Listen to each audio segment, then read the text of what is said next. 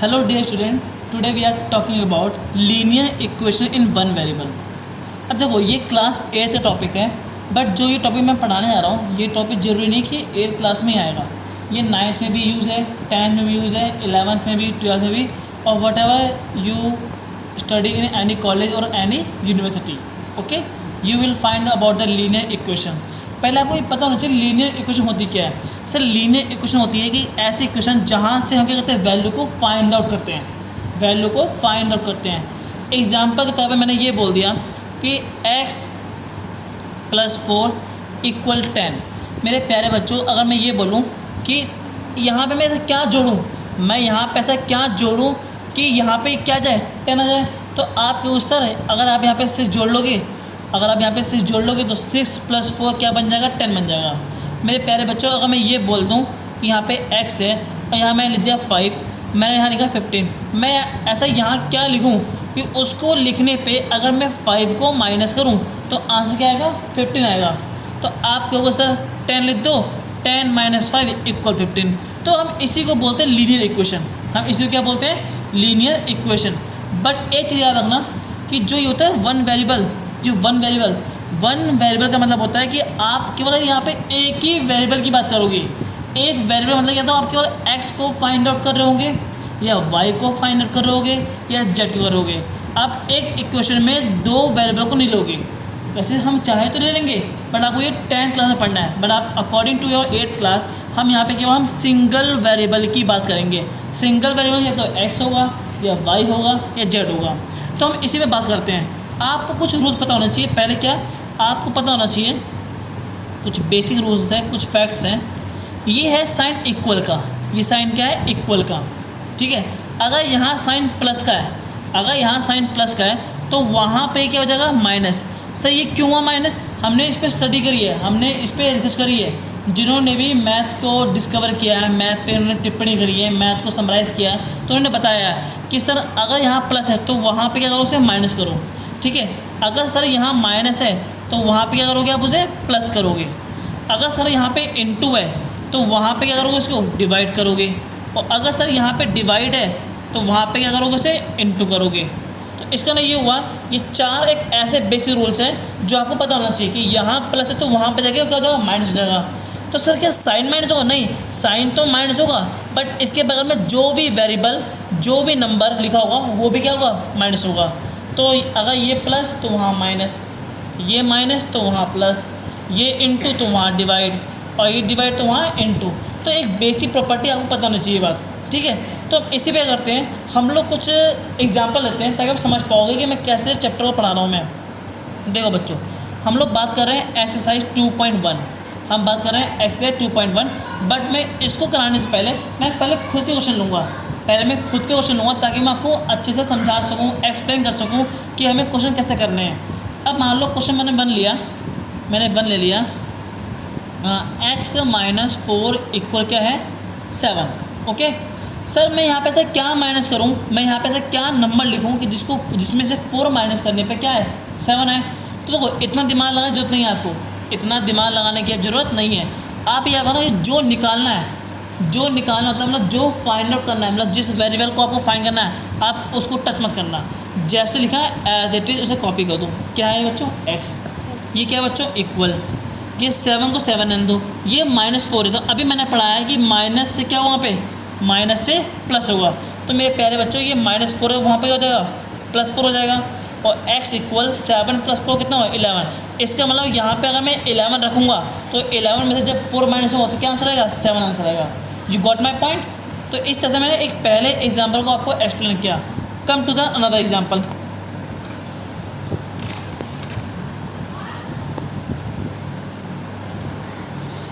मैंने बोल दिया, मान लो मैंने y मान लिया, ये जरूरी नहीं है कि आप x ही मानो, y मान लो, मैंने मान लिया y है, y + 5 = 20, y + 5 = 20। तो y को y रहने दो 20, ये +5 वहाँ गया -5। तो मेरे बच्चों ये बताओ 20 में से 5 गया, बचा कितना, 15। ये भी आंसर आ गया। एग्जाम्पल लेते हैं हम लोग, बस देखते रहो आप केवल। x × 2 = 40। तो सर आप x को x रहने दो, 40 को 40 रहने दो, 2 इंटू में तो वहाँ गया डिवाइड में, 2 इंटू में वहाँ गया डिवाइड में, और 2 के पावर में 40 कितनी बार में 20 बार में आंसर आ गया। उस तरह से आप क्वेश्चन 4 पे आओ। मान लो मैंने बोल दिया x डिवाइड बाई 2.5, क्या बोल दिया x डिवाइड बाई 2.5 इक्वल मैंने बोल दिया 10, क्या बोल दिया 10। तो अब x को x रहने दो, 10 को 10 रहने दो। मेरे बच्चों ये अगर डिवाइड में है तो वहाँ पे क्या होगा मल्टीप्लाई, तो वहाँ गया ये मल्टीप्लाई 2.5, फिर x को x रहने दो। देखो पॉइंट 1 के बाद 0 भी 1 है, तो 8 0 से 1 पॉइंट कैंसिल, तो यहाँ बच्चा कितना 1, यहाँ बच्चा कितना 2 5 ने 25, और x इक्वल 1 को 25 से मल्टीप्लाई करो कितना 25। तो इस तरह से मैंने आपको प्लस की प्रॉपर्टी, माइनस की प्रॉपर्टी, इनटू की प्रॉपर्टी और डिवाइड की प्रॉपर्टी में समझा दी मैंने। तो एक काम करते हैं हम 2.1 के सारे क्वेश्चन सॉल्व करते हैं, ताकि आपको अच्छे से समझ में आ जाए कि मैंने कैसे पढ़ाया और क्या जो मैं बोल रहा हूँ सच है वो गलत है। Okay, come to the exercise 2.1। अब मैं स्टार्ट कर रहा हूँ एक्सरसाइज 2.1।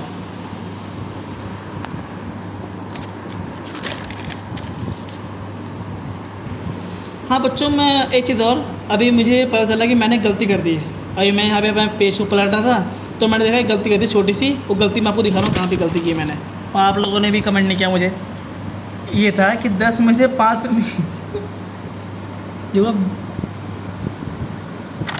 तो बच्चों मैंने इसको कर दिया करेक्ट, 20 में से 5 या 15। Okay, I am really sorry for doing this, मैंने गलती कर दी इसमें। ओके, 20 में से 5 या 15, मैंने यहाँ ध्यान नहीं दिया। चलो अब आते हैं हम एक्सरसाइज हम 2.1 को डील करते हैं। इसमें जो जो क्वेश्चन है मैं सारे क्वेश्चन आपको सॉल्व करके बता रहा हूँ।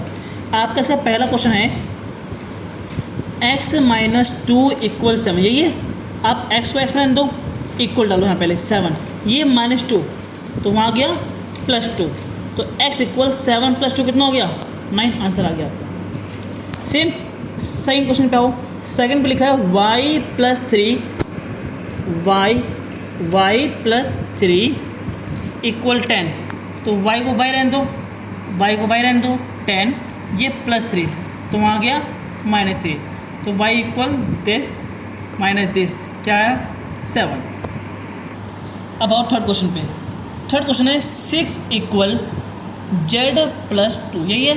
अब बच्चों याद रखना, अगर वैल्यू हमें यहाँ निकालनी है, हमें इस तरफ निकालनी है, और जो मैं मेन आंसर वो इधर रखा है इस तरफ, तो अब 6 को 6 रहने दो, ये +2 तो वहाँ गया -2, और इक्वल में क्या है z, 6 - 2 इक्वल में कितना आया 4, तो इसका मतलब ये हुआ देयरफॉर z का मान कितना है 4।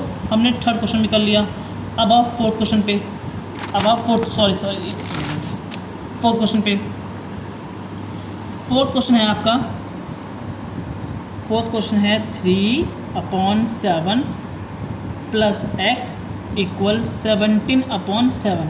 अब आपको x की वैल्यू फाइंड आउट करनी है, तो आप x को x रहने दो, 17/7, ये प्लस में वैल्यू पूरी तो वहाँ गई माइनस में, तो क्या होगा 3/7। फिर x को x रहने दो। बच्चों अब दोनों जब वैल्यू सेम हो, जब भी बेस सेम होता है तो हम बेस को कॉमन ले लेते हैं, तो बचता है ऊपर 17 - 3। फिर आप x को x रहने दो, 17 - 3 इक्वल क्या बचा 14, अपॉन में क्या है 7 की टेबल में 14 2 टाइम्स में, तो आपका आंसर आ गया। आपको बोल रहे हो कि आपने कैसे किया, ये चीज़ जो ये पार्ट है आपका फ्रैक्शन का पार्ट है, और ये फ्रैक्शन का पार्ट मैं पहले वाली वीडियो में पढ़ा चुका हूँ। आप चाहो तो मेरी प्लेलिस्ट में जाना, आपको वहाँ पे वीडियो मिल जाएगी फ्रैक्शन की, फ्रैक्शन पार्ट 1 और फ्रैक्शन पार्ट 2, आप वहाँ देखना उसको। अब आओ क्वेश्चन 5 पे।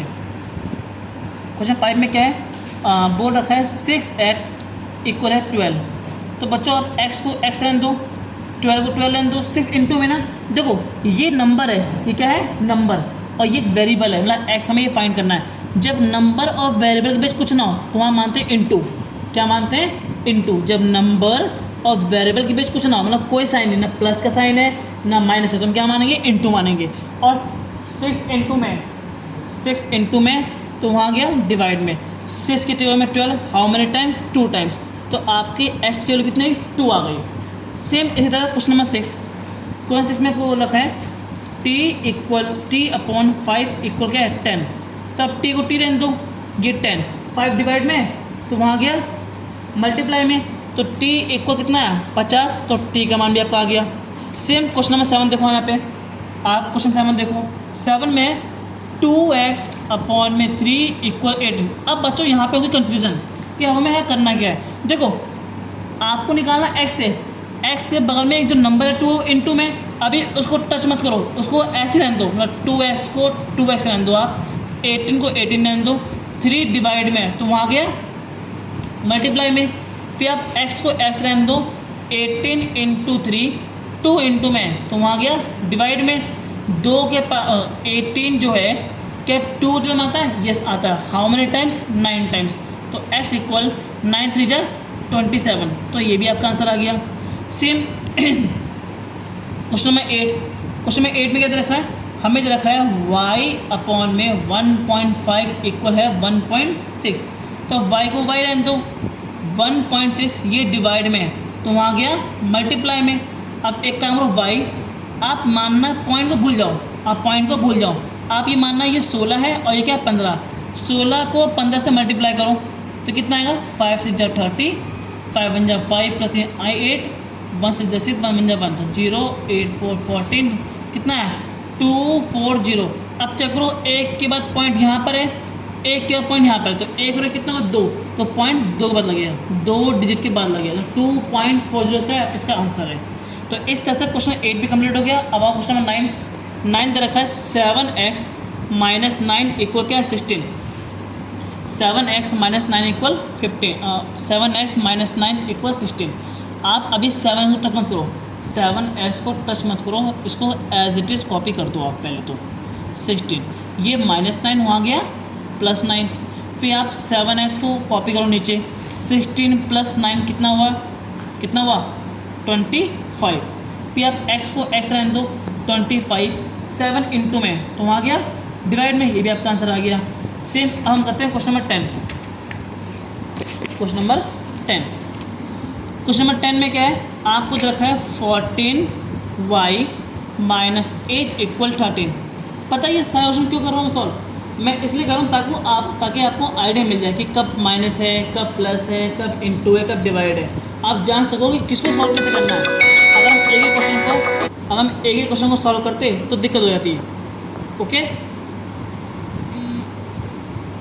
तो अब मान लो 14y को 14y रहने दो इक्वल 13, ये -8 तो वहाँ गया +8, y को y रहने दो, मुझे पता है ये y मैंने यहाँ क्यों लिखा है, क्योंकि 14 इंटू में तो वहाँ जाएगा डिवाइड में, इसलिए मैं यहाँ से y लिख रहा हूँ, मैं दोबारा 14 कॉपी नहीं कर रहा, मुझे पता है कि 14 वहाँ जाएगा, तो मैं डायरेक्टली इसको प्लस करके 13 + 8 कितना हुआ, 13 + 8 हुआ 21, 14 इंटू में तो वहाँ गया डिवाइड में।